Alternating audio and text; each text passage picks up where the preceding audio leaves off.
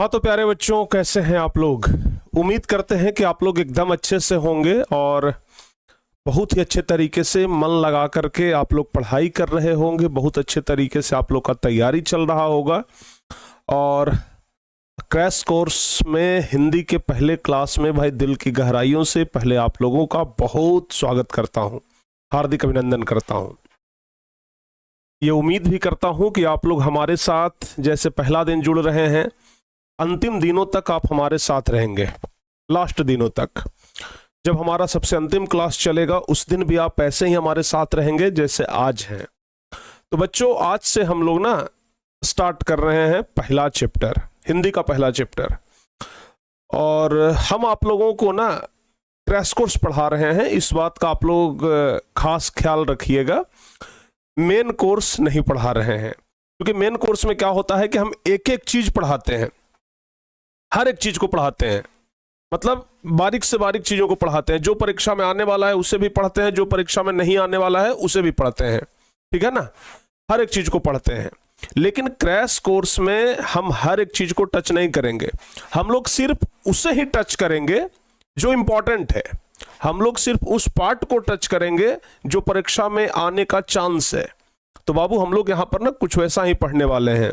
और दूसरी बात, बहुत सारे बच्चे ये भी कहते हैं कि सर आप जो पढ़ाएंगे वहां से परीक्षा में कितना लड़ेगा। मैं तो कहता हूं कि बाबू, अगर हम जो पढ़ा दिए और पढ़ लिए तो फिर हमें लगता है कि परीक्षा में उससे बाहर लड़ेगा ही नहीं। ठीक है ना, परीक्षा में उससे बाहर आएगा ही नहीं एक भी। तो आप लोग बस आराम से स्टार्ट करिए और पढ़ाई शुरू करिए और एक एक चीज को पढ़ते जाइए। आपको ऐसा लगेगा कि हम सब कुछ तो पहले से याद करके रखे हैं, कोई नया चीज नहीं है, सब कुछ पहले वाला ही है। चूंकि बाबू एक बार सिलेबस बहुत बढ़िया तरीका से हम आप लोगों को करवा चुके हैं। ठीक है ना। बाकी रहा बात ग्रामर का, हम उसे यूट्यूब पे करवाएंगे। चूंकि सप्ताह में हम 1 या 2 दिन क्लास यूट्यूब पे लेंगे और उसमें हम आप लोगों को ग्रामर कंप्लीट करवाएंगे। चूंकि प्यारे बच्चों, हम एक दिन में ना एक चैप्टर समाप्त करेंगे, ये वाला एक दिन में एक चैप्टर। तो अगर कायदे से देखा जाए तो हमारा सिलेबस 1 महीने का है, 1 महीने का सिलेबस है। तो बाकी दिनों में हम क्या करेंगे भाई, 60 दिन तक क्रैश कोर्स ले जाना है, तो बाकी दिनों में हम ग्रामर करवाएंगे। आराम से उसमें पढ़िएगा आप लोग। ठीक है, तो चलिए। रिकॉर्ड्स वीडियो है क्या सर? अरे भाई, लाइव हूं, लाइव।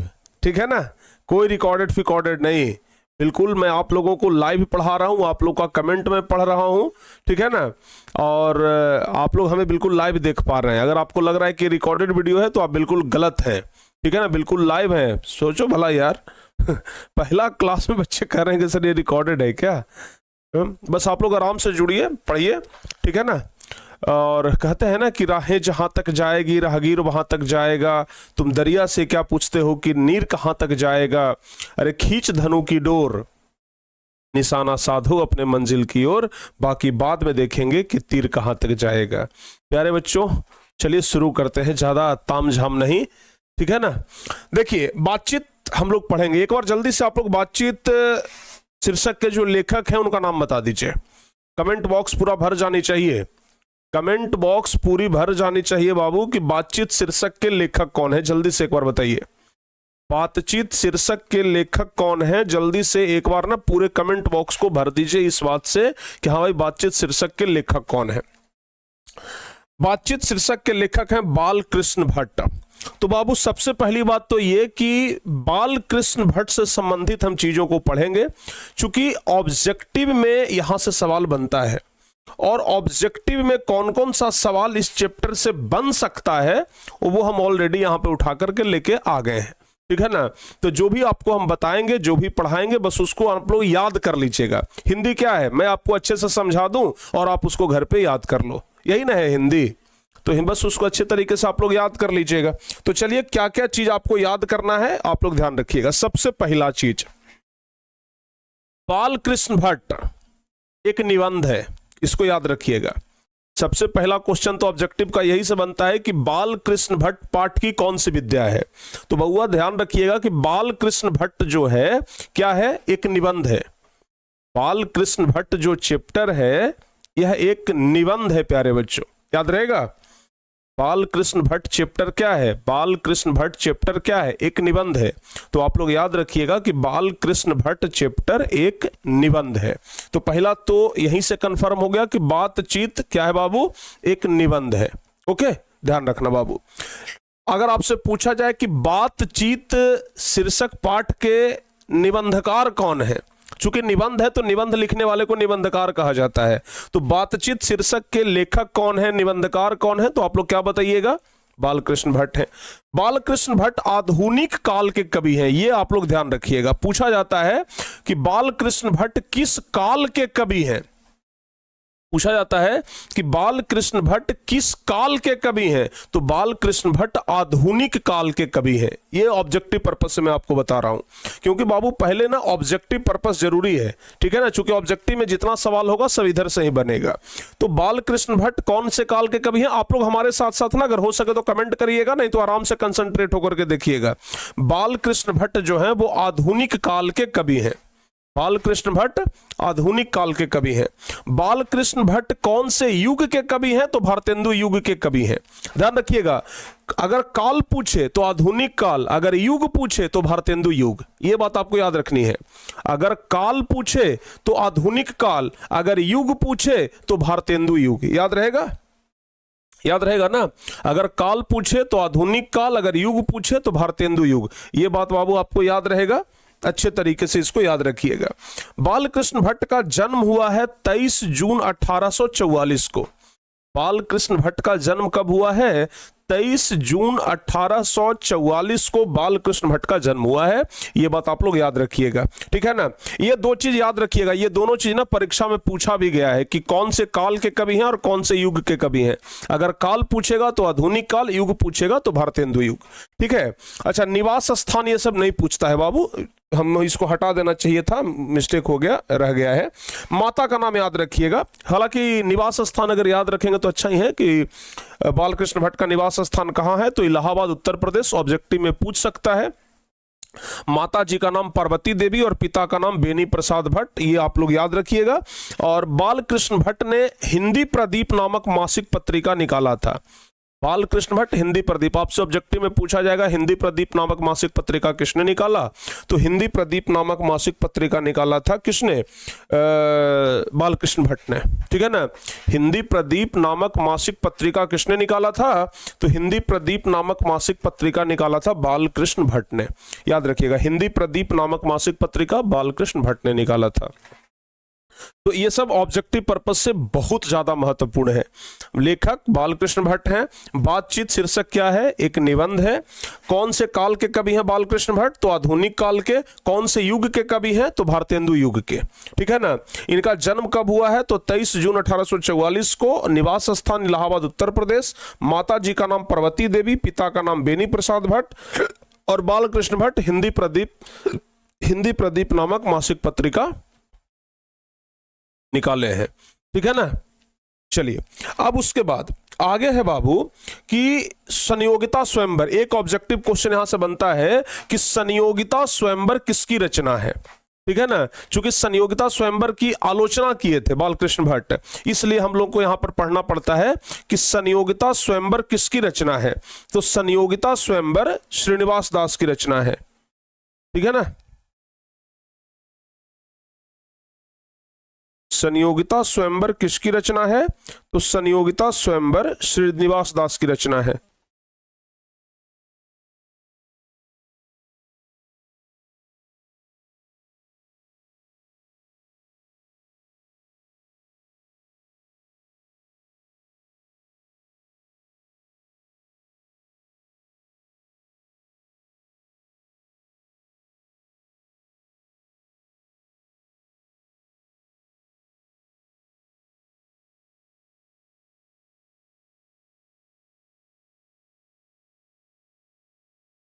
ठीक है ना, ध्यान रखिएगा।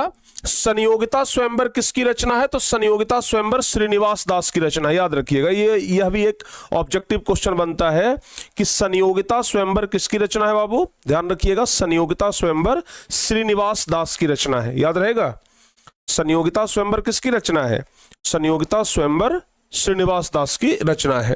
अच्छा, अब सबसे बड़ी चीज जो कि आपको सबसे ज्यादा हार्ड लगने वाला है, ये इनका जितना भी उपन्यास है, जैसे देखिए ना, ये वाला बिहार बोर्ड परीक्षा में एक बार पूछा है, 100 अजान एक सुजान, आपसे पूछा जाएगा 100 अजान एक सुजान किनके द्वारा लिखा गया उपन्यास है, तो आपको बताना होगा बालकृष्ण भट्ट के द्वारा। तो भाई इसमें से कोई भी पूछ सकता है, ये हम नहीं कह सकते हैं कि कौन पूछेगा, इसमें से कोई भी पूछ सकता है। हाँ, 100 अजान एक सुजान ये बिहार बोर्ड में पहले पूछा जा चुका है, ध्यान रखिएगा। बाकी प्यारे बच्चों, अगर इधर नाटक में हम आ जाएं तो नाटक में कौन हो गया, दमयंती स्वयंवर। कहां पर है दमयंती स्वयंवर, दमयंती स्वयंवर, नल दमयंती, हाँ दमयंती स्वयंवर, देखिए दमयंती स्वयंवर, ये प्यारे बच्चों बिहार बोर्ड परीक्षा में पहले पूछा है। तो ये 2 क्वेश्चन पहले पूछा है इस चैप्टर से, लेकिन इसके अलावा हो सकता है कि आपसे पूछ दे कि मेघनाथ वध किनका रचना है, आपको बताना होगा कि मेघनाथ वध बालकृष्ण भट्ट की रचना है, ठीक है ना। आपसे पूछ दे कि सीता वनवास किनका नाटक है, तो बालकृष्ण भट्ट का नाटक है। आपसे पूछ दे नूतन ब्रह्मचारी किनका उपन्यास है, तो बालकृष्ण भट्ट का उपन्यास है। तो आप याद रख लीजिएगा, हो सके तो एक नजर पूरा इसको याद कर लीजिएगा, ठीक है ना। अगर हो सके तो एक नजर पूरा आप इसको याद कर लीजिएगा, ठीक है। समझ में आया कि नहीं आया, समझ में आ रहा है ना।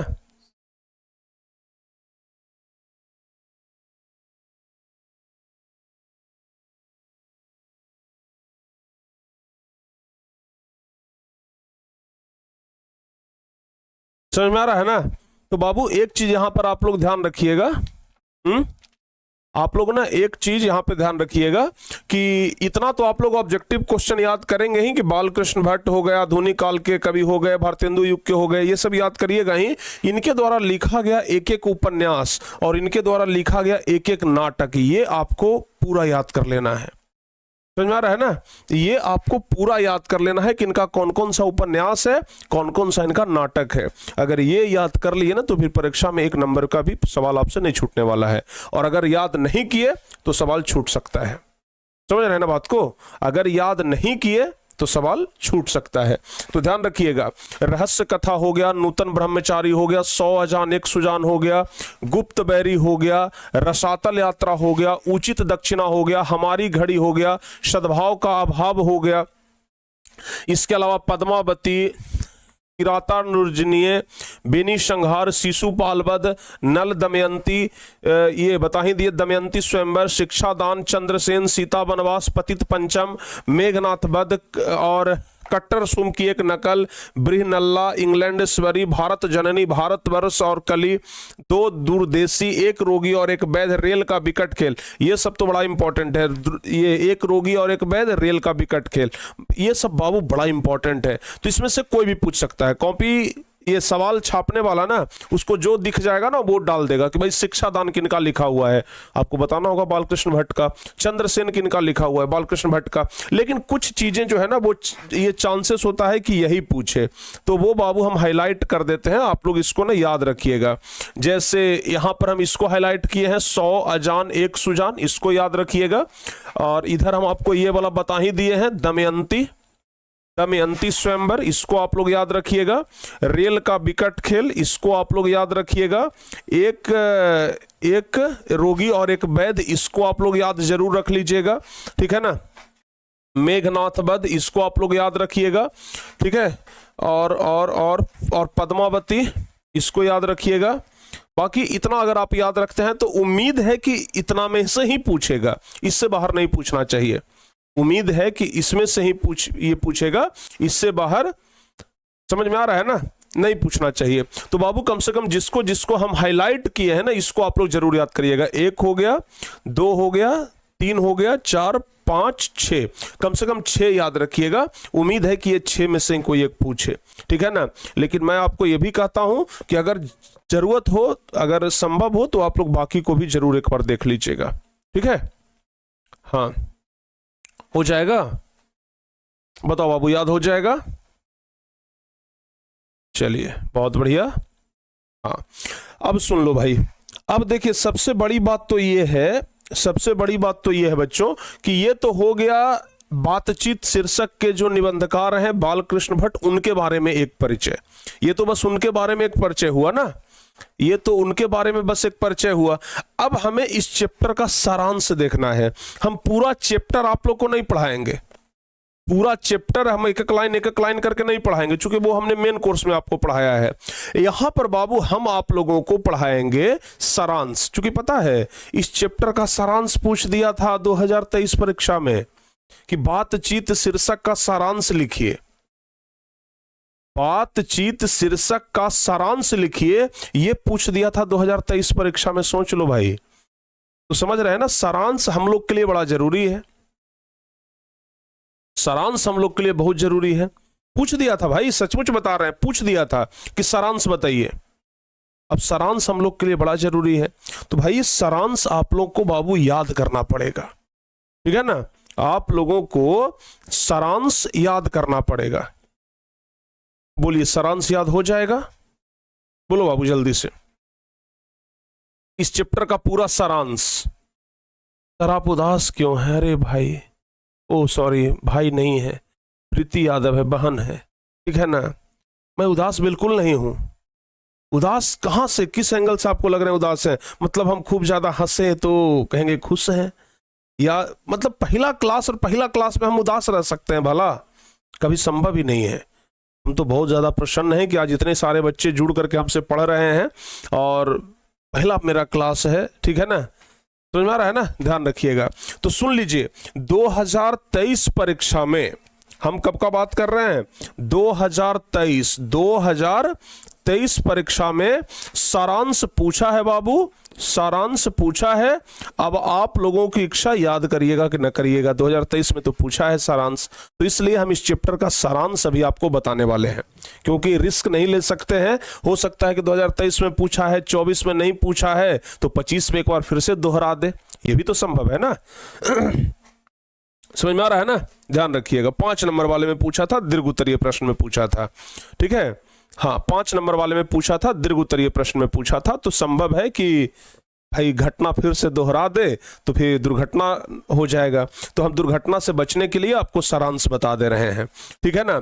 तो चलिए इस चैप्टर का ना बातचीत का सारांश बताते हैं। देखो बाबू, ऐसे तो ये चैप्टर बड़ा लंबा चौड़ा है, लेकिन हम इसे 6 स्लाइड में लगता है कि समेट दिए हैं। 1 2 3 4 5, हाँ 5.5 स्लाइड में, 5.5 स्लाइड में ना हम इसको सारांश के रूप में समेट दिए हैं। देखिए, और उसके बाद ना सब्जेक्टिव भी हम आपको गेस करके बताएंगे, ठीक है। हम सब्जेक्टिव क्वेश्चन भी यहां पर आपको बताने वाले हैं, 2 2 4 5 6, मात्र 6 सब्जेक्टिव क्वेश्चन इस चैप्टर से बताएंगे। ओनली 6 सब्जेक्टिव क्वेश्चन इस चैप्टर से हम आपको बताने वाले हैं। उम्मीद है वहीं से लड़ना चाहिए। देखिए बाबू, कह रहा है कि बातचीत शीर्षक निबंध आधुनिक काल के प्रसिद्ध निबंधकार बालकृष्ण भट्ट के द्वारा लिखा गया है। बातचीत शीर्षक जो है वो कहां से लिया गया है? पहली बात तो कि जो बातचीत शीर्षक को कौन लिखे हैं? बालकृष्ण भट्ट लिखे हैं, जिसमें वाक शक्ति को लेकर, ये वाक शक्ति को लेखक ने ईश्वर का वरदान बताया है। यानी हम लोगों का जो बोलने का कला है, हम लोग जो बोलते हैं, इसे एक वरदान के रूप में दिखाया गया है। बालकृष्ण भट्ट जी कहते हैं कि वाक शक्ति अगर मनुष्य में ना होती तो ना जाने इस गूंगी सृष्टि का क्या हाल होता। वो कहते हैं कि बातचीत में वक्ता को स्पीच की तरह नाज रखना जाहिर करने का मौका नहीं दिया जाता।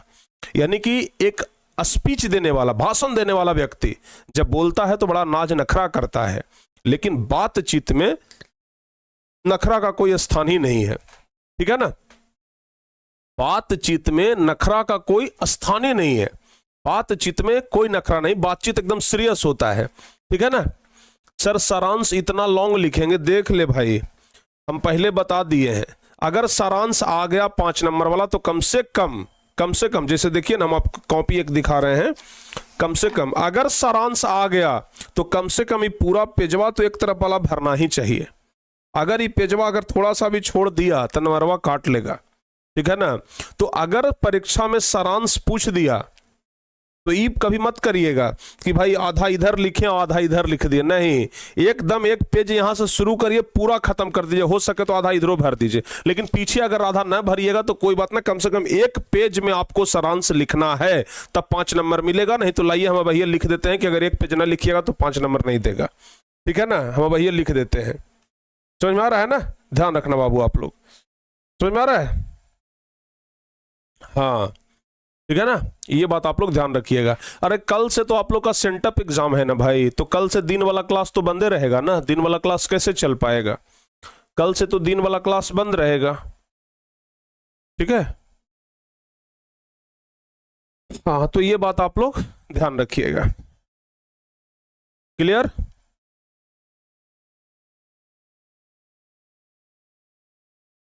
ठीक है ना, ध्यान रखिएगा आप लोग। तो यहां तक बताइए कुछ समझ में आया? बताओ बाबू, यहां तक में कोई चीज समझ में आया हो तो जल्दी से बताइए आप लोग फटाफट से।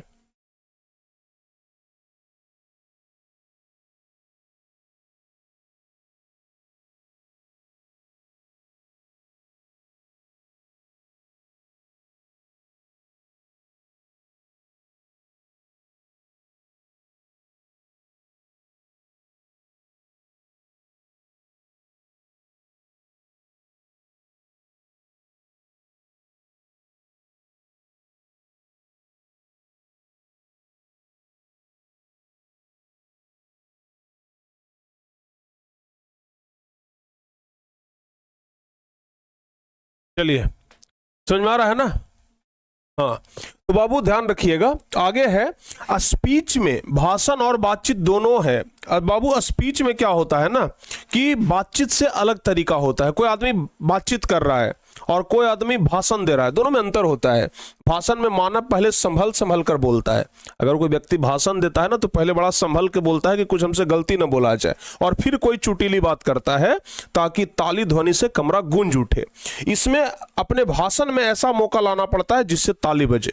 यानी कि अगर कोई व्यक्ति भाषण देता है तो भाषण में ऐसी बातें लानी पड़ती है जिससे जनता ताली बजाए। देखते हैं ना, नेता अगर भाषण देता है तो उसमें ऐसा ऐसा बात बोलना पड़ता है, नेता अगर भाषण देता है तो उसमें ऐसा ऐसा बात बोलना पड़ता है कि खूब ताली बजे। लेकिन अगर आप बातचीत कर रहे हैं तो ताली बजाइएगा तो कहेगा कि अरे पगला गया कहा है, हम बतिया रहे हैं, सीरियस बात है, तू ताली बजा रहा है। ठीक है ना, समझ में आ रहा है ना? ध्यान रखिएगा ये बात आप लोग बाबू ध्यान रखिएगा। ओके, चलिए आगे बढ़ते हैं। नहीं, अभी एक बच्चे का मैसेज आया था ना कि सर आर्ट्स वाले बैच में क्लास नहीं चल रहा है, तो बस हम जस्ट खोल करके ना अभी देख रहे थे कि आर्ट्स वाले में क्लास चल रहा है कि नहीं चल रहा है। तो बस अभी देखें कि नहीं भाई आर्ट्स वाले में भी क्लास चल रहा है, तो फिर हम पढ़ाना शुरू किए। समझ में आ गया ना? चलिए आगे बढ़ते हैं। अब आगे क्या कह रहा है? आगे कह रहा है कि बातचीत में ताली बजाने का कोई मौका नहीं होता है। ऐसा हो सकता है कि हम आपसे बतिया रहे हैं कि अरे भाई अभी हमारा दुख का स्थिति एकदम मतलब क्या कहें, हम सोच रहे हैं कि पटना जाएं, अब आप बीच में ताली बजाने लगे, ताली बजाने लगिएगा तो पता क्या चलेगा, अरे पगला गया, हम इसे बतिया रहे हैं ये ताली बजा रहा है। तो बातचीत में ताली का कोई मौका नहीं होता और न लोगों के कहे उड़ाने का कोई बात ही रहती है। बातचीत में कभी कोई चुटीली बात आ जाने पर थोड़ी हंसी आ जाती है। मुस्कुराहट से होठों का फड़क उठना इस हंसी का अंतिम सीमा है। स्पीच का उद्देश्य सुनने वाले के मन में जोश और उत्साह पैदा करना होता है। बातचीत मन बहलाने का बस एक क्या है, एक तरीका है। बातचीत जो है वो मन बहलाने का बस एक तरीका है। हालांकि हम चाहें तो इसको थोड़ा और शॉर्ट कर सकते हैं कि 2-3 स्लाइड में बस आराम से ये सारांश लिखा जाए। ठीक है ना, हम चाहें तो थोड़ा और शॉर्ट कर सकते हैं, और जब हम आपको ये अगर पीडीएफ देंगे तो उसमें हम कोशिश करेंगे कि और शॉर्ट कर दें चीजों को। समझ में आ गया ना? तो हाँ, एमसीक्यू प्रैक्टिस बाबू यहां नहीं करवाएंगे हम, यहां एमसीक्यू प्रैक्टिस नहीं करवाएंगे। ऑब्जेक्टिव क्वेश्चन का प्रैक्टिस का ऑब्जेक्टिव क्वेश्चन तो सब वही रहेगा जो मेन कोर्स में हम करवाए हैं। अच्छा, दूसरी बात, बहुत सारे नए बच्चे जो यहां पर जुड़े हुए हैं उनके लिए हम जो ये प्रैक्टिस सेशन होगा ना वो अलग से हम करवाएंगे। ठीक है ना, यहां पर क्रैश कोर्स में हम मुख्य रूप से लेखक परिचय पूरा पढ़ा देंगे ताकि वहां से ऑब्जेक्टिव बन जाए, और सब्जेक्टिव क्वेश्चन पूरा बता देंगे कि वहां से पूरा सब्जेक्टिव बन जाए। तो हम ऑब्जेक्टिव कहां से बनेगा वो सोर्स बताएंगे। ठीक है ना, उस ऑब्जेक्टिव को हम बाद में प्रैक्टिस करेंगे ना, क्लास के बाद फिर हम उसको प्रैक्टिस करते रहेंगे। ठीक है, ध्यान रखिएगा। जैसे आदमी को जिंदगी मजेदार बनाने के लिए खाने पीने चलने फिरने इत्यादि की जरूरत है, वैसे ही बातचीत की भी अति आवश्यकता है। इससे मन हल्का और स्वच्छ हो जाता है तथा अति आनंद प्राप्त होता है। गंदगी तथा धुआं जो दिल में जमा रहता है वो भाप बनकर के उड़ जाता है। लेखक कहते हैं कि जिनको बातचीत करने की आदत लग जाती है वह खाना पीना भी छोड़ देता है, लेकिन बातचीत का मजा नहीं खोना चाहते हैं। लोग कहते हैं कि जिनको ये सब का आदत लग जाता है ना, बातचीत का आदत लग जाता है, वो खाना पीना सब छोड़ देते हैं, बातचीत का मजा वो खोना नहीं चाहते हैं। ठीक है ना, ध्यान रखिएगा। आगे कहा गया है कि लेखक रॉबिन्सन क्रूसो के बारे में कहते हैं कि वह 16 बरसों तक आदमी का मुख नहीं देखा था। अब यहां से ऑब्जेक्टिव क्वेश्चन बनता है कि किसने 16 बरस तक आदमी का मुख नहीं देखा था? तो रॉबिन्सन क्रूसो ने। यह ऑब्जेक्टिव क्वेश्चन का प्रश्न बनता है, ध्यान रखिएगा इसको। 16 बरस तक कुत्ता बिल्ली आदि जानवरों के बीच रहने के बाद उसने फ्राइडे के मुख से एक बात सुनी। उस समय, अच्छा, हम यहां पर जो सारांश लिखे हैं ना, वो थोड़ा सा हम बड़ा इसलिए भी लिखे हैं ताकि नए बच्चे जो इस चैप्टर को नहीं पढ़े होंगे उनको थोड़ा सा ये चैप्टर भी समझ में आ जाए। तो बाबू, अगर परीक्षा में लिखने के पर्पस से तो हम उसका सारांश अलग से देंगे, ठीक है ना। हम यहां पर थोड़ा बहुत समझाने के पर्पस से भी कर दिए हैं। उस समय रॉबिन्सन को ऐसा आनंद हुआ मानो उसने नए सिरे से फिर से आदमी का चोला यानी कपड़ा पाया हो। वो कहते हैं कि मनुष्य की वाक शक्ति में लुभा लेने की ताकत होती है। मनुष्य के वाक शक्ति में, यानी कि मनुष्य के बातचीत करने में, ठीक है ना, मनुष्य के बातचीत करने का जो तरीका होता है उससे किसी को भी लुभा लेने की शक्ति होती है। बेन जॉनसन कहते हैं कि बोलने से ही मनुष्य के रूप का साक्षात्कार होता है। अगर कोई व्यक्ति बोलता है तो बोलने से ही मनुष्य के रूप का साक्षात्कार होता है। कोई व्यक्ति बोलेगा नहीं तब तक उसका गुण या दोष कैसे प्रकट होगा? अगर कोई व्यक्ति बोलेगा तभी ना उसका गुण दोष प्रकट होगा। ध्यान रखिएगा। तो लेखक ने बातचीत के प्रकार को भी बताया है। बातचीत की सीमा 2 से लेकर के वहां तक हो सकती है जहां तक उनकी जमात या मीटिंग या सभा न समझ ली जाए। यानी कि बातचीत 2 व्यक्तियों में भी हो सकता है और बातचीत तो एक सभा में भी होता है, जहां 50 लोग बैठे हुए हैं वहां पर भी बातचीत होता है। एडिसन मानते हैं कि असल बातचीत सिर्फ 2 व्यक्तियों में हो सकती है। यहां से भी एक ऑब्जेक्टिव क्वेश्चन बनता है कि किनके अनुसार बातचीत सिर्फ 2 व्यक्तियों में हो सकती है। या फिर ये पूछेगा, सब्जेक्टिव में भी पूछता है कि एडिसन का बातचीत के बारे में क्या मत है। तो एडिसन का बातचीत के बारे में मत है कि असल बातचीत सिर्फ 2 व्यक्तियों में ही हो सकती है। तो ये एडिसन का कथन था कि असल बातचीत जो है वो सिर्फ 2 व्यक्तियों में ही हो सकती है। समझ में आ गया ना? ध्यान रखिएगा। अर्थात जब 2 लोग होते हैं तभी अपना दिल एक दूसरे के सामने खोल पाते हैं। जब 3 लोगों के बीच बात हो जाती है, 2 लोग होते हैं तो दिल खोल करके बतियाते हैं, लेकिन जैसे ही 3 लोग हो जाते हैं तो सही से बातचीत नहीं हो पाता है, कोसों दूर हो जाते हैं। 6 कानों में पड़ी बात खुल जाती है। यानी कि अगर कोई बात अगर सब लोग 6 लोग सुन लेना तो वो बात खुल जाता है, फिर वो बात सीक्रेट नहीं रह पाता है। ठीक है। 2 व्यक्ति के बातचीत में अगर कोई तीसरा आ जाता है तो वो दोनों अपने बातचीत बंद कर देते हैं। यानी कि अगर कोई 2 व्यक्ति अगर बातचीत कर रहा हो और 2 व्यक्ति के बातचीत में अगर कोई तीसरा व्यक्ति आ जाए तो फिर क्या होता है, वो 2 व्यक्ति अपना बातचीत बंद कर देते हैं या फिर बातचीत को बदल देते हैं। लेखक के अनुसार 3 लोगों के बीच बातचीत अंगूठी में जुड़ी नग जैसी होती है। अगर 3 लोगों के बीच बातचीत हो रहा है तो वो अंगूठी में जुड़ी हुई नग जैसी है। तीनों लोगों की बातचीत त्रिकोण बन जाता है। 4 लोगों के बीच की बातचीत केवल फॉर्मेलिटी होती है। 4 लोगों के बीच की अगर कोई बातचीत है तो वो फॉर्मेलिटी है। कभी ऐसा होता है 4 लोगों के बीच बातचीत हो रहा है फिर तो हंसी मजाक होता है। 4 लोगों के बीच बातचीत नहीं होता है, वो तो हंसी मजाक होता है। असल बातचीत सिर्फ 2 ही व्यक्तियों के बीच में हो सकता है। ठीक है ना। तो 4 लोगों के बीच बातचीत केवल फॉर्मेलिटी होती है, इसमें खुलकर बातें नहीं होती। वह फॉर्मेलिटी गौरव और संजीदगी वाली बात होती है। 4 से अधिक के बातचीत में राम रमोबल होती है, अर्थात हंसी मजाक होता है। 2 बूढ़े के बातचीत में अक्सर जमाने की शिकायत होती है। अगर 2 बूढ़ा आदमी अगर बात करता है तो वो अपना जमाना की शिकायत करता है कि हमरे जमाने में ऐसा था, हमरे जमाने में ऐसा था। ये बाबा आदम के समय की दास्तान शुरू करते हैं जिसमें 4 सच तो 10 झूठ होता है। एक बार जब उनके बातचीत का घोड़ा छूट जाए तो पहर बीत जाने पर भी अंत नहीं होता है। 2 बूढ़ा व्यक्ति अगर एक साथ बैठ जाए ना तो फिर उसका बातचीत खत्म नहीं होता है। ठीक है ना, ध्यान रखिएगा।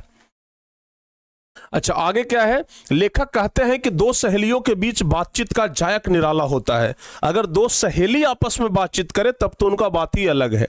ठीक है ना। 2 सहेलियों के बीच का बातचीत सुनने के लिए उनको मिलता है जिनको बड़ा भाग्य होता है। भाग्य से ही 2 सहेलियों के बीच का बातचीत सुनने का मौका मिलता है। इनकी बातचीत जो होता है वो रस भरा होता है। यानी कि 2 सहेलियों के बीच जो ये 2 सहेलियों के बीच जो बातचीत होता है वो रस भरा होता है। 2 बूढ़ियों बूढ़ियों की बातचीत बहू बेटी वाली होती है। अगर बूढ़ी बात कर रही है तो बहू बेटी वाली बात करेगी। वह अपनी बहुओं या बेटों को गिला शिकवा करती है कि भाई हमारी बहू ऐसी है, हमारा बेटा ऐसा है, या बिरादरी की ऐसी बात छेड़ देते हैं जिसका अंत झगड़े पे जाकर के होता है। स्कूल के लड़कों के बातचीत में अपने उस्ताद की शिकायत, स्कूल का लड़का है तो भाई अपना शिक्षक का शिकायत करेगा, अपना मॉनिटर का शिकायत करेगा, अपना उस्ताद का शिकायत करेगा या तारीफ करेगा। अपने सहपाठियों में किसी के गुण अपगुण की बात होगी। इसके अलावा लेखक ने बातचीत के अनेकों प्रकार बताया है, जिसमें राजकाज की बात है, व्यापार संबंधी बातचीत है, दो मित्रों में प्रेमालाप है, तो अनेक प्रकार से बातचीत होता है। ठीक है ना। लेखक कहते हैं कि हमारे देश में अशिक्षित लोगों में बदकही होती है। लड़की लड़के वालों की ओर से एक एक आदमी बिचवई होकर के दोनों में विवाह संबंध की कुछ बातचीत करते हैं। उस दिन से बिरादरी वाले को जाहिर कर दिया जाता है कि विवाह पक्का हो गया। यानी कि अनेक तरह का बातचीत होता है। रस्म बड़े उत्सव से मनाया जाता है। गांजे और शराब के अड्डे की बातचीत भी निराली होती है। यानी कि जहां पर दारू लोग पीते हैं, गांजे लोग पीते हैं, तो वहां का बातचीत कुछ अलग अंदाज में ही होता है। ठीक है ना। लेखक कहते हैं, हाँ एक चैप्टर रह गया था ना गांव का घर, उसे हम करवा देंगे बाबू, यूट्यूब पे कहीं किसी दिन करवा देंगे। लेखक कहते हैं कि यूरोप के लोगों में बातचीत का हुनर है, जिसे आर्ट ऑफ कन्वर्सेशन कहते हैं। अगर आपसे ऑब्जेक्टिव में पूछ लिया जाए कि बताइए आर्ट ऑफ कन्वर्सेशन कहाँ के लोगों में ये प्रचलित है, तो क्या बताइएगा? आर्ट ऑफ कन्वर्सेशन कहाँ के लोगों में प्रचलित है बाबू? बताइए आप लोग, जल्दी से जवाब बताइए। तो आर्ट ऑफ कन्वर्सेशन कहां के लोगों में प्रचलित है? तो आप कहिएगा कि गुरुजी आर्ट ऑफ कन्वर्सेशन जो है वो यूरोप के लोगों में। कहां के लोगों में? यूरोप के लोगों में। ध्यान रखिएगा, इनके प्रसंग को सुन के कान को अत्यंत सुख मिलता है। इन्हें सुहृद गोष्ठी कहते हैं। 25 वर्ष से ऊपर के उम्र वालों की बातचीत में गौरव और अनुभव पाया जाता है, लेकिन इससे कम उम्र के लोगों के बातचीत में गौरव नहीं पाया जाता है, पर मिठास 10 गुनी बढ़ जाती है। अंततः बालकृष्ण भट्ट कहते हैं कि हमें अपने अंदर ऐसी वाक शक्ति पैदा करनी चाहिए जिससे हम अपने आप बातचीत कर लें, और बातचीत का यही उत्तम तरीका है। यानी बालकृष्ण भट्ट कहते हैं कि बातचीत का उत्तम तरीका यही है कि हम अपने आप से बातचीत करें। ठीक है ना। बातचीत का उत्तम तरीका यही है कि हम अपने आप से बातचीत करें। तो बाबू ये पूरे चैप्टर में ना बस इस प्रकार का प्रसंग है जो कि हम आप लोगों को बता दिए। ये सारांश के रूप में 2023 परीक्षा में सारांश पूछा था। अगर पूछेगा तो इस तरीके से शॉर्टकट में करके ना बस लिख देना है। मतलब इस पंक्ति का जो लाइन आपको याद है ना, बस उसको एक पेज में लिख दीजिए, शॉर्टकट में करके इस कहानी को पूरा समझा दीजिए शॉर्टकट में। बस यही तो है बाबू सारांश। ठीक है ना। अब इस चैप्टर का इंपॉर्टेंट सब्जेक्टिव क्वेश्चन जो हमने गेस किया है कि भाई ये परीक्षा में पूछेगा, ठीक है ना, तो आप लोग बस उसे याद कर लीजिएगा। जैसे देखिए हम आपको बता रहे हैं, सबसे पहला नंबर क्वेश्चन जो कि बड़ा एकदम जबरदस्त क्वेश्चन है कि अगर हम में वाक शक्ति ना होती तो क्या होता। ये बड़ा वेरी वेरी इंपॉर्टेंट क्वेश्चन है। ठीक है ना, बहुत ज्यादा इंपॉर्टेंट क्वेश्चन है कि अगर हम में वाक शक्ति ना होती तो क्या होता। अगर हम में वाक शक्ति ना होती तो क्या होता। तो लिखेंगे कि अगर हम में वाक शक्ति ना होती तो यह समस्त सृष्टि गूंगी प्रतीत होती। अगर हम में वाक शक्ति ना होती ना तो पूरा संसार ही गूंगा होता, कोई नहीं बोलता। ठीक है, ध्यान रखिएगा। सभी लोग चुपचाप बैठे रहते और हम जो बोलकर एक दूसरे को सुख दुख का अनुभव करते हैं वह शक्ति ना होने के कारण एक दूसरे से कह सुन भी नहीं पाते और नहीं अनुभव कर पाते। यानी कि अगर हमें बोलने की शक्ति नहीं होती, अगर वाक शक्ति नहीं होती तो हम इन सब चीजों का अनुभव नहीं कर पाते। अच्छा, ये वाला जो क्वेश्चन है ना, ये आपकी किताब में नहीं दिया गया है। ये वाला क्वेश्चन आपके किताब में नहीं है। देखिएगा किताब में जाकर के, ये क्वेश्चन नहीं है, लेकिन फिर भी ये इंपॉर्टेंट है। फिर भी ये इंपॉर्टेंट क्वेश्चन है कि दो हमजोली सहेलियों की बातचीत में क्या स्थिति होती है। ठीक है ना, ये क्वेश्चन बिहार बोर्ड इंटर परीक्षा में पूछा भी गया है कि दो हमजोली सहेलियों की बातचीत में क्या स्थिति होती है। दो सहेली अगर आपस में बातचीत करे तो क्या बात होता है। आपको अभी हम बताए ना कि अगर दो सहेली आपस में बातचीत करे तो वहां पर बात बड़ा अंदाज होता है, बड़ा एकदम उनका अंदाज जो है ना वो निराला होता है, रस भरा बातचीत होता है और बड़े भाग्य वाले लोग उनके बातचीत को सुन पाते हैं। तो लिखेंगे कि दो हम सहेलियों की बातचीत का कुछ अंदाज ही निराला होता है। बातचीत के दौरान मानो रस का समुद्र उमड़ा चला आ रहा है। इनका पूरा स्वाद उन्हीं से पूछना चाहिए जिन्हें ऐसी रस सनी बात सुनने का सौभाग्य मिला हो। तो ये सब 2-2 नंबर वाला प्रश्न है। ठीक है ना, एक प्रश्न बनाइएगा 2 नंबर परीक्षा में मिलेगा। ये सब जितना भी प्रश्न आप लोग देख रहे हैं ना, सब 2 नंबर वाला प्रश्न है। अच्छा, इसके बाद इसके बाद दो और प्रश्न है जो 2-2 नंबर वाला है कि बातचीत के संबंध में बेन जॉनसन और एडिसन के क्या विचार हैं। तो बाबू एडिसन का विचार तो अभी हम आपको बताएं कि असल बातचीत सिर्फ 2 व्यक्तियों में ही हो सकती है, ये एडिसन का विचार है। असल बातचीत सिर्फ 2 व्यक्तियों में ही हो सकती है, ये किनका विचार है? एडिसन का विचार है कि असल बातचीत सिर्फ 2 व्यक्तियों में हो सकती है। तो लिखेंगे बातचीत के संबंध में बेन जॉनसन का राय है कि बोलने से ही मनुष्य के सही रूप का पता चल पाता है। अगर मनुष्य चुपचाप रहे तो उसके गुण दोष का कभी पता नहीं चल पाएगा। अगर मनुष्य चुपचाप रहे ना तो उसके गुण और दोष का कभी पता नहीं चल पाएगा। एडिसन का राय है कि असल बातचीत सिर्फ 2 व्यक्तियों में ही हो सकती है, यानी कि बेन जॉनसन का राय है कि जब तक कोई व्यक्ति बोलेगा नहीं तब तक उसके गुण दोष का पता नहीं चलेगा, और एडिसन का राय है कि असल बातचीत सिर्फ 2 व्यक्तियों में हो सकती है, जिसका मतलब है कि जब 2 आदमी होते हैं तभी अपना दिल एक दूसरे के सामने खोल करके बात करते हैं, लेकिन अगर वहां कोई तीसरा व्यक्ति आता है तो फिर बातें खुल नहीं पाती हैं। तो ये एडिसन का मत है। अच्छा, ये क्वेश्चन भी इंपॉर्टेंट है कि आर्ट ऑफ कन्वर्सेशन क्या है, जो कि हमने सारांश में भी चर्चा किया कि आर्ट ऑफ कन्वर्सेशन क्या है, ठीक है ना। तो बाबू याद रखिएगा, आर्ट ऑफ कन्वर्सेशन बातचीत करने की एक आर्ट है, एक कला है। आर्ट ऑफ कन्वर्सेशन बातचीत करने की एक कला है जो कि यूरोप के लोगों में ज्यादा प्रचलित है। इस बातचीत कला में ऐसी चतुराई के साथ बातचीत करते हैं कि जिन्हें सुनकर को कान को अत्यंत सुख मिलता है, साथ ही इसका दूसरा नाम शुद्ध कोष्ठी भी है। तो आर्ट ऑफ कन्वर्सेशन यूरोप के लोगों में ज्यादा प्रचलित है, आप लोग ध्यान रखिएगा। एक और लघुतरीय प्रश्न ही है, 2 नंबर वाला प्रश्न ही है, बड़ा इंपॉर्टेंट प्रश्न है, इसको भी आप लोग जरूर याद रखिएगा कि जब तक मनुष्य बोलता नहीं तब तक उसके व्यक्तित्व के कौन सा पक्ष प्रकट नहीं होता है। परीक्षा, ये आपके किताब में ये सवाल नहीं मिलेगा, लेकिन ये बिहार बोर्ड में पूछा गया सवाल है और इंपॉर्टेंट है कि जब तक मनुष्य बोलता नहीं है तब तक उसके व्यक्तित्व का कौन सा पक्ष प्रकट नहीं होता है। तो जब तक मनुष्य बोलता नहीं है तब तक उसके गुण दोष का पक्ष प्रकट नहीं होता है, क्योंकि जब तक मनुष्य बोलेगा नहीं उसका गुण दोष कैसे प्रकट होगा। तो लिखेंगे जब तक मनुष्य बोलता नहीं है तब तक उसका गुण दोष प्रकट नहीं होता है। बातचीत ही एक तरीका है जिसके कारण मनुष्य आपस में प्रेम से बातें करके उसका आनंद उठाते हैं, परंतु मनुष्य जब वाचाल हो जाता है और बातचीत के दौरान अपने आप पर काबू नहीं रख पाता है तो वह दोष है। यानी कि कोई व्यक्ति होता है ना कि देखते हैं कि बहुत ज्यादा बोलता है और बहुत ज्यादा बोलने के चक्कर में कुछ ऐसा भी बोल देता है जो उसको नहीं बोलना चाहिए, तो वैसे व्यक्तियों का वो बातचीत करने का जो तरीका है वो दोष है, ठीक है ना। परंतु जब वह बड़ी संजीदगी से बातचीत करे, बड़ा सोच समझ करके बातचीत करे, तो वह क्या है? गुण है। ऐसे भी व्यक्ति को ना बड़ा सोच समझ करके बातचीत करना चाहिए, बड़ा सोच समझ करके कुछ बोलना चाहिए। मनुष्य के चुप रहने के कारण उसके चरित्र का कुछ पता नहीं चलता। अगर कोई व्यक्ति चुप है तो उसके चरित्र के बारे में पता नहीं चलता, लेकिन वह जैसे ही कुछ बोलता है तो उसकी वाणी के माध्यम से गुण दोष प्रकट होने लगता है। यानी कि जब कोई व्यक्ति बोलता है तो उसके वाणी के माध्यम से गुण दोष प्रकट होता है, लेकिन जब कोई व्यक्ति शांत होता है, चुप होता है, तो उसके गुण दोष का पता नहीं चलता है। तो ये लघुतरीय प्रश्न है बाबू 2 नंबर का। तो 2 नंबर का टोटल हम आपको 5 प्रश्न बताए हैं। लघु उत्तरीय टोटल 5 क्वेश्चन हम आपको बताए, और दीर्घ उत्तरीय में ना 5 नंबर वाला प्रश्न में बस ये कि ये वाला याद रखिएगा। 5 नंबर वाला प्रश्न में बस आप लोग इसको याद रखिए कि हमारी भीतरी मनोवृत्ति नए नए रंग दिखाती है। वह प्रपंचात्मक संसार का एक बड़ा भारी आईना है जिसमें जैसी चाहो वैसी सूरत देख लेना कोई दुर्घट बात नहीं है। इसे बाबू याद रखना है, ठीक है ना, ये बड़ा इंपॉर्टेंट है। तो इसको याद रखिएगा, व्याख्या करने के लिए आता है। और आपको हम पहले भी बता चुके हैं कि जब व्याख्या करने के लिए कोई चीज आए तो व्याख्या हम लोग कैसे करेंगे। व्याख्या करेंगे इस तरीके से कि प्रस्तुत सुललित सारगर्भित। देखिए बहुत सारे लोग क्या करते हैं ना कि सीधे लिखते हैं कि प्रस्तुत पंक्ति के माध्यम से लेखक हमें यह बताना चाहते हैं, कि सीधे लिखना शुरू कर देते हैं। लेकिन हम कहते हैं कि थोड़ा सा चीजों को बेहतर बनाइए। अगर चीजें पढ़ने में अच्छी लगती है ना तो नंबर देने वाला खुश हो जाता है। तो लिखेंगे कि प्रस्तुत सुललित सारगर्भित एवं मार्मिक पंक्तियां विद्यमान लेखक बालकृष्ण भट्ट द्वारा रचित बातचीत शीर्षक निबंध से लिया गया है। इन पंक्तियों में लेखक ने लिखा है कि जब मनुष्य समाज में रहता है तो समाज से ही भाषा सीखता है।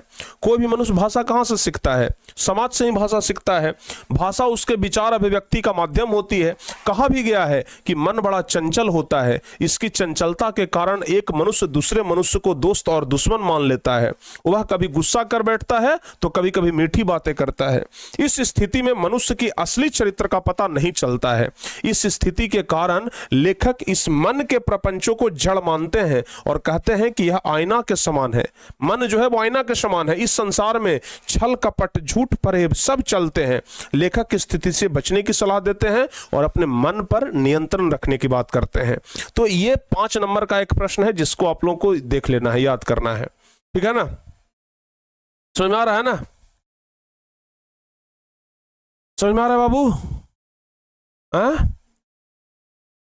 हाँ, तो ध्यान रखिएगा, ये 5 नंबर वाला एक प्रश्न और 2 नंबर वाला 5 प्रश्न, ये हमने आपको पहला चैप्टर से दिया। इसके अलावा ऑब्जेक्टिव क्वेश्चन के लिए हमने आपको बाबू पूरा शुरुआत में ये सब जितना भी बताए हैं ना, सब ऑब्जेक्टिव के लिए बताए हैं।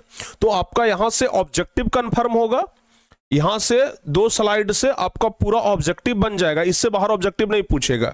ये 2 स्लाइड में हम जो कुछ भी बता दिए है ना, ऑब्जेक्टिव इससे बाहर पूछेगा ही नहीं। ऑब्जेक्टिव की बात कर रहे हैं तो ऑब्जेक्टिव इससे बाहर तो नहीं पूछेगा, एकदम 100% गारंटी है।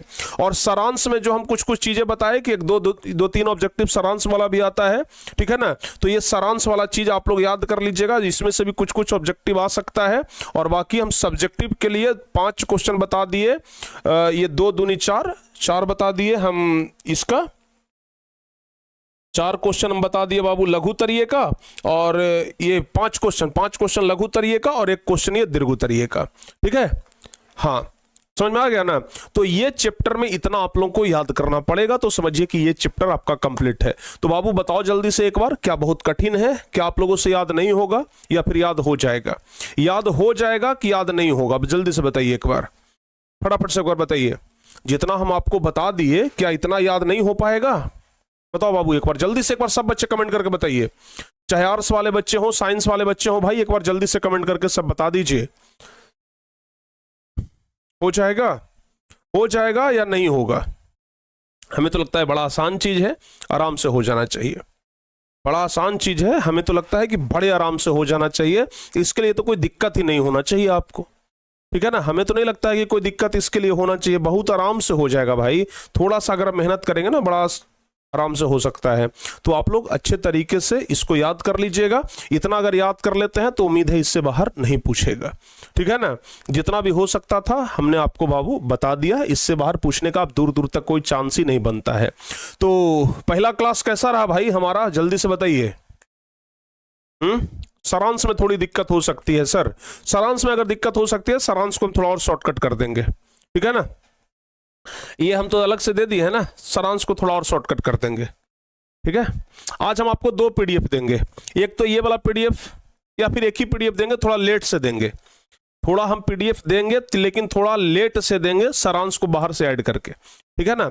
तो तुरंत आप लोग कमेंट मत करिएगा कि सर तुरंत पैनल पीडीएफ क्यों नहीं मिला, थोड़ा लेट से मिलेगा, ठीक है ना, लेकिन उसमें हम अच्छे तरीके से देंगे। तो बताओ भाई पहला क्लास कैसा रहा, हिंदी का पहला क्लास। और हिंदी किसी सब्जेक्ट से कम ना है भाई, ठीक है ना। हमारी हिंदी किसी से कम है के? 100 नंबर का पूछा जाता है तो 100 नंबर हम लोग बड़े अच्छे तरीके से लाएंगे, ठीक है ना, इसके लिए कोई दिक्कत नहीं है। तो चलो बाबू, अब आज की इस क्लास को यहीं पे हम समाप्त करते हैं, और एकदम बेहतर तरीके से हम चीज़ों को, अच्छे तरीके से चीज़ों को करते हैं, और भी अच्छे तरीके से आपको आगे, बस आप लोग मन लगा के पढ़िए, बस हम पर छोड़ दीजिए जिम्मेदारी। टारगेट बोर्ड की जिम्मेदारी बस आप छोड़ दीजिए, सब कुछ जिम्मेदारी छोड़ दीजिए, अच्छे तरीके से आपका सब कुछ पार करा देंगे, ठीक है ना। तो चलिए बाबू, अब आज की इस शानदार सी क्लास को यहीं पे जय हिंद जय भारत करते हैं, यानी सेवा समाप्त करते हैं। मिलते हैं हम आप लोगों से अगली क्लास में, तब तक के लिए जय हिंद, धन्यवाद।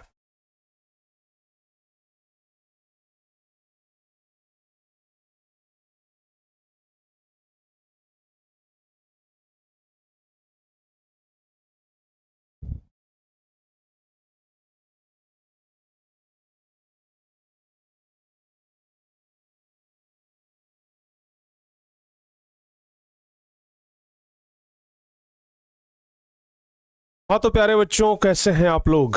उम्मीद करते हैं कि आप लोग एकदम अच्छे से होंगे, और बहुत ही अच्छे तरीके से मन लगा करके आप लोग पढ़ाई कर रहे होंगे, बहुत अच्छे तरीके से आप लोग का तैयारी चल रहा होगा। और क्रैश कोर्स में हिंदी के पहले क्लास में भाई दिल की गहराइयों से पहले आप लोगों का बहुत स्वागत करता हूं, हार्दिक अभिनंदन करता हूं। ये उम्मीद भी करता हूं कि आप लोग हमारे साथ जैसे पहला दिन जुड़ रहे हैं, अंतिम दिनों तक आप हमारे साथ रहेंगे, लास्ट दिनों तक। जब हमारा सबसे अंतिम क्लास चलेगा उस दिन भी आप ऐसे ही हमारे साथ रहेंगे जैसे आज हैं। तो बच्चों, आज से हम लोग ना स्टार्ट कर रहे हैं पहला चैप्टर, हिंदी का पहला चैप्टर। और हम आप लोगों को ना क्रैश कोर्स पढ़ा रहे हैं, इस बात का आप लोग खास ख्याल रखिएगा। मेन कोर्स नहीं पढ़ा रहे हैं, क्योंकि मेन कोर्स में क्या होता है कि हम एक एक चीज पढ़ाते हैं, हर एक चीज को पढ़ाते हैं, मतलब बारीक से बारीक चीजों को पढ़ाते हैं। जो परीक्षा में आने वाला है उसे भी पढ़ते हैं, जो परीक्षा में नहीं आने वाला है उसे भी पढ़ते हैं, ठीक है ना, हर एक चीज को पढ़ते हैं। लेकिन क्रैश कोर्स में हम हर एक चीज को टच नहीं करेंगे, हम लोग सिर्फ उसे ही टच करेंगे जो इंपॉर्टेंट है। हम लोग सिर्फ उस पार्ट को टच करेंगे जो परीक्षा में आने का चांस है। तो बाबू, हम लोग यहां पर ना कुछ वैसा ही पढ़ने वाले हैं। और दूसरी बात, बहुत सारे बच्चे ये भी कहते हैं कि सर आप जो पढ़ाएंगे वहां से परीक्षा में कितना लड़ेगा। मैं तो कहता हूं कि बाबू, अगर हम जो पढ़ा दिए और पढ़ लिए तो फिर हमें लगता है कि परीक्षा में उससे बाहर लड़ेगा ही नहीं, ठीक है ना, परीक्षा में उससे बाहर आएगा ही नहीं एक भी। तो आप लोग बस आराम से स्टार्ट करिए और पढ़ाई शुरू करिए और एक एक चीज को पढ़ते जाइए। आपको ऐसा लगेगा कि हम सब कुछ तो पहले से याद करके रखे हैं, कोई नया चीज नहीं है, सब कुछ पहले वाला ही है। चूंकि बाबू एक बार सिलेबस बहुत बढ़िया तरीका से हम आप लोगों को करवा चुके हैं, ठीक है ना। बाकी रहा बात ग्रामर का, हम उसे यूट्यूब पे करवाएंगे, चूंकि सप्ताह में हम 1 या 2 दिन क्लास यूट्यूब पे लेंगे और उसमें हम आप लोगों को ग्रामर कंप्लीट करवाएंगे। चूंकि प्यारे बच्चों, हम एक दिन में ना एक चैप्टर समाप्त करेंगे, ये वाला एक दिन में एक चैप्टर। तो अगर कायदे से देखा जाए तो हमारा सिलेबस 1 महीने का है, 1 महीने का सिलेबस है। तो बाकी दिनों में हम क्या करेंगे भाई, 60 दिन तक क्रैश कोर्स ले जाना है, तो बाकी दिनों में हम ग्रामर करवाएंगे, आराम से उसमें पढ़िएगा आप लोग, ठीक है। तो चलिए, रिकॉर्ड्स वीडियो है क्या सर? अरे भाई, लाइव हूं, लाइव, ठीक है ना, कोई रिकॉर्डेड फिकॉर्डेड नहीं, बिल्कुल मैं आप लोगों को लाइव पढ़ा रहा हूं, आप लोग का कमेंट में पढ़ रहा हूं, ठीक है ना। और आप लोग हमें बिल्कुल लाइव देख पा रहे हैं। अगर आपको लग रहा है कि रिकॉर्डेड वीडियो है तो आप बिल्कुल गलत हैं, ठीक है ना, बिल्कुल लाइव है। सोचो भला यार पहला क्लास में बच्चे कह रहे हैं कि सर ये रिकॉर्डेड है क्या। बस आप लोग आराम से जुड़िए, पढ़िए, ठीक है ना। और कहते हैं ना कि राहें जहां तक जाएगी राहगीर वहां तक जाएगा, तुम दरिया से क्या पूछते हो कि नीर कहां तक जाएगा। अरे खींच धनु की डोर, निशाना साधो अपने मंजिल की ओर, बाकी बाद में देखेंगे कि तीर कहां तक जाएगा। प्यारे बच्चों, चलिए शुरू करते हैं, ज्यादा तामझाम नहीं, ठीक है ना। देखिए, बातचीत हम लोग पढ़ेंगे। एक बार जल्दी से आप लोग बातचीत शीर्षक के जो लेखक हैं उनका नाम बता दीजिए। कमेंट बॉक्स पूरा भर जानी चाहिए, कमेंट बॉक्स पूरी भर जानी चाहिए बाबू कि बातचीत शीर्षक के लेखक कौन है। जल्दी से एक बार बताइए, बातचीत शीर्षक के लेखक कौन है। जल्दी से एक बार ना पूरे कमेंट बॉक्स को भर दीजिए इस बात से कि हाँ भाई, बातचीत शीर्षक के लेखक कौन है। बातचीत शीर्षक के लेखक हैं बाल कृष्ण भट्ट। तो बाबू, सबसे पहली बात तो ये कि बाल कृष्ण भट्ट से संबंधित हम चीजों को पढ़ेंगे, क्योंकि ऑब्जेक्टिव में यहां से सवाल बनता है। और ऑब्जेक्टिव में कौन कौन सा सवाल इस चैप्टर से बन सकता है वो हम ऑलरेडी यहां पे उठा करके लेके आ गए हैं, ठीक है ना। तो जो भी आपको हम बताएंगे, जो भी पढ़ाएंगे, बस उसको आप लोग याद कर लीजिएगा। हिंदी क्या है, मैं आपको अच्छे से समझा दूं और आप उसको घर पे याद कर लो, यही ना है हिंदी। तो बस उसको अच्छे तरीके से आप लोग याद कर लीजिएगा। तो चलिए, क्या क्या चीज आपको याद करना है आप लोग ध्यान रखिएगा। सबसे पहला चीज, बाल कृष्ण भट्ट एक निबंध है, इसको याद रखिएगा। सबसे पहला क्वेश्चन तो ऑब्जेक्टिव का यही से बनता है कि बाल कृष्ण भट्ट पाठ की कौन सी विद्या है। तो बउआ ध्यान रखिएगा कि बाल कृष्ण भट्ट जो है क्या है, एक निबंध है। बाल कृष्ण भट्ट जो चैप्टर है यह एक निबंध है प्यारे बच्चों, याद रहेगा। बाल कृष्ण भट्ट चैप्टर क्या है, बाल कृष्ण भट्ट चैप्टर क्या है, एक निबंध है। तो आप लोग याद रखिएगा कि बाल कृष्ण भट्ट चैप्टर एक निबंध है। तो पहला तो यहीं से कंफर्म हो गया कि बातचीत क्या है बाबू, एक निबंध है। ओके, ध्यान रखना बाबू। अगर आपसे पूछा जाए कि बातचीत शीर्षक पाठ के निबंधकार कौन है, चूंकि निबंध है तो निबंध लिखने वाले को निबंधकार कहा जाता है, तो बातचीत शीर्षक के लेखक कौन है, निबंधकार कौन है, तो आप लोग क्या बताइएगा? बालकृष्ण भट्ट हैं। बालकृष्ण भट्ट आधुनिक काल के कवि हैं, ये आप लोग ध्यान रखिएगा। पूछा जाता है कि बालकृष्ण भट्ट किस काल के कवि हैं, पूछा जाता है कि बालकृष्ण भट्ट किस काल के कवि हैं, तो बालकृष्ण भट्ट आधुनिक काल के कवि हैं। ये ऑब्जेक्टिव पर्पस से मैं आपको बता रहा हूं, क्योंकि बाबू पहले ना ऑब्जेक्टिव पर्पस जरूरी है, ठीक है ना, चूंकि ऑब्जेक्टिव में जितना सवाल होगा सब इधर से ही बनेगा। तो बालकृष्ण भट्ट कौन से काल के कवि हैं? आप लोग हमारे साथ साथ ना अगर हो सके तो कमेंट करिएगा, नहीं तो आराम से कंसंट्रेट होकर के देखिएगा। बालकृष्ण भट्ट जो है वो आधुनिक काल के कवि हैं। बालकृष्ण भट्ट आधुनिक काल के कवि हैं। बालकृष्ण भट्ट कौन से युग के कवि हैं? तो भारतेंदु युग के कवि हैं। ध्यान रखिएगा, अगर काल पूछे तो आधुनिक काल, अगर युग पूछे तो भारतेंदु युग, ये बात आपको याद रखनी है। अगर काल पूछे तो आधुनिक काल, अगर युग पूछे तो भारतेंदु युग। याद रहेगा? याद रहेगा ना? अगर काल पूछे तो आधुनिक काल, अगर युग पूछे तो भारतेंदु युग। ये बात बाबू आपको याद रहेगा, अच्छे तरीके से इसको याद रखिएगा। बालकृष्ण भट्ट का जन्म हुआ है 23 जून 1844 को। बालकृष्ण भट्ट का जन्म कब हुआ है? 23 जून 1844 को बालकृष्ण भट्ट का जन्म हुआ है। ये बात आप लोग याद रखिएगा, ठीक है ना। ये दो चीज याद रखिएगा, ये दोनों चीज ना परीक्षा में पूछा भी गया है कि कौन से काल के कवि हैं और कौन से युग के कवि हैं। अगर काल पूछेगा तो आधुनिक काल, युग पूछेगा तो भारतेंदु युग, ठीक है। अच्छा, निवास स्थान ये सब नहीं पूछता है बाबू, हम इसको हटा देना चाहिए था, मिस्टेक हो गया, रह गया है। माता का नाम याद रखिएगा, हालांकि निवास स्थान अगर याद रखेंगे तो अच्छा ही है कि बालकृष्ण भट्ट का निवास स्थान कहाँ है, तो इलाहाबाद उत्तर प्रदेश, ऑब्जेक्टिव में पूछ सकता है। माता जी का नाम पार्वती देवी और पिता का नाम बेनी प्रसाद भट्ट, ये आप लोग